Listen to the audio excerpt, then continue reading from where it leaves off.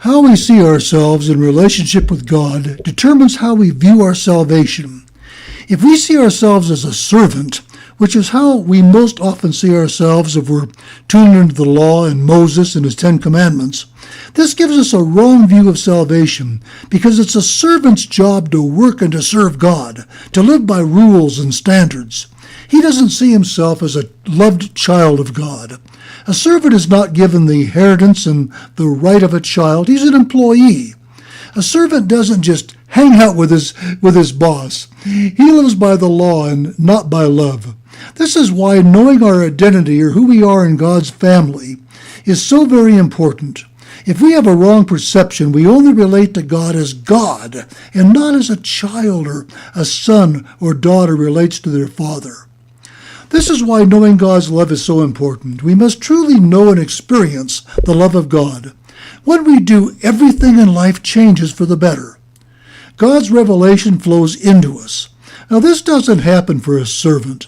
A servant lives by law and can't know his identity in God.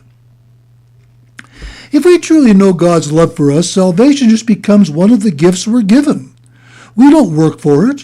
We don't have any doubt that we're saved. Love and salvation become sort of like inseparable Siamese twins. This is why it's said, we must both believe and know the truth. This is what John means when he says we must live the truth. Father's gospel truth must become part of our life, our whole body and soul and spirit. It consumes us and drives us. When God's love totally impacts us, then his gospel truth dominates us, because as Paul says, we know whom we believe, not just what we believe. Then salvation ceases to be an issue to us. It becomes an absolute reality to us. This is what Paul means when he says the love of Christ passes knowledge and fills us with all the fullness of God. This includes our salvation. We are to know God's width, the width and length and depth and height of God's love.